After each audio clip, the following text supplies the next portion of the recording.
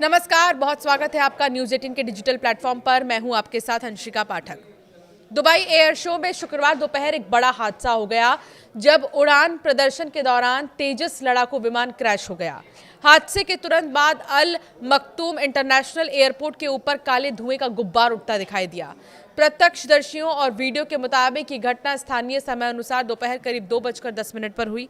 तेजस Hindustan aeronautics limited द्वारा विकसित एक single seat light combat aircraft है। दुबई एयर शो में भारतीय जेट विमान की दुर्घटनाग्रस्त होने से एक पायलट की मौत हो गई है। दुबई एयर शो में भारतीय फाइटर जेट तेजस का पूरा एरियल शो 8 मिनट तक चलना था। इसका डेमो फ्लाइट स्लॉट स्थानीय समय अनुसार 2:15 से 2:23 पर खत्म होना था। हादसे के चलते शो तुरंत रोक दिया गया। 2 घंटे बाद इसे दोबारा शुरू किया गया। तेजस क्रैश होने के 2 घंटे बाद दुबई एयर शो में एक बार फिर शुरुआत देखने को मिली। हादसे के बाद पहली उड़ान रूस के सुखोई Su-57 स्क्वाड ने भरी। इससे पहले हादसे से एक दिन पहले सोशल मीडिया पर दावा किया गया था तेजस फ्यूल लीक की समस्या से जूझ रहा था। हालांकि रक्षा मंत्रालय ने दावा किया कि तेजस का तेल रिसाव वाला वो वीडियो फर्जी है।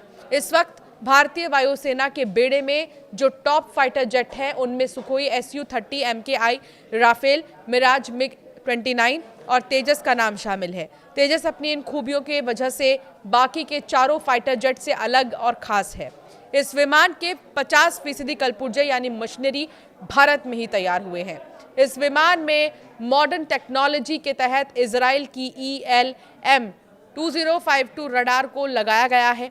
इस वजह से तेजस एक साथ 10 लक्ष्यों को ट्रैक कर उन पर निशाना साधने में सक्षम है। बेहद कम जगह यानी 460 मीटर के रनवे पर टेक ऑफ करने की क्षमता। ये फाइटर जेट इन चारों ही में से सबसे ज्यादा हल्का यानी कि सिर्फ और सिर्फ 6500 किलो का है। 2001 में शुरुआती उड़ान भरने के बाद ऐसा पहली बार हुआ है जब तेजस फाइटर जेट के पायलट की मौत हुई। मार्च 2024 में पहली बार तेजस क्रैश हुआ था, लेकिन पायलट ने जेट से इजेक्ट कर दिया था। ये घटना तेजस से जुड़े 2 साल में दूसरे हादसे के रूप में दर्ज हुई है। इससे पहले मार्च 2024 में राजस्थान के जैसलमेर में तेजस क्रैश हुआ था, जो 2001 में पहले टेस्ट फ्लाइट के बाद उसका पहला बड़ा हादसा था। उस घटना में पायलट सुरक्षित बाहर निकल गए थे क्योंकि उन्होंने इजेक्ट कर लिया था। तेजस 4.5 जनरेशन का मल्टी रोल कॉम्बैट विमान है जो एयर डिफेंस, हमला मिशन और नज़दीकी लड़ाई जैसे कामों के लिए बनाया गया है।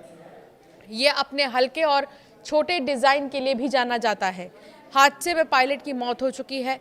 भारतीय वायुसेना ने इस दुखद घटना पर गहरा शोक जताया और कहा कि वो इस कठिन समय में मृतक पायलट के परिवार के साथ मजबूती से खड़े हैं।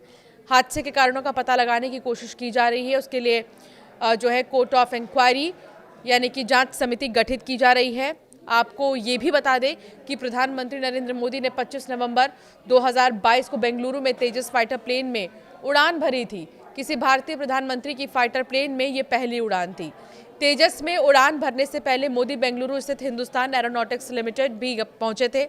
बहरहाल इस मामले की जांच इसीलिए भी अहम हो जाती है क्योंकि ऐसा फाइटर जिसे विशेष तौर पर फुर्ती, स्थिरता और उच्च स्तरीय एरोडायनामिक्स के लिए डिजाइन किया गया है, वो हाई स्पीड युद्धाभ्यास में किस बिंदु पर लड़खड़ा गया।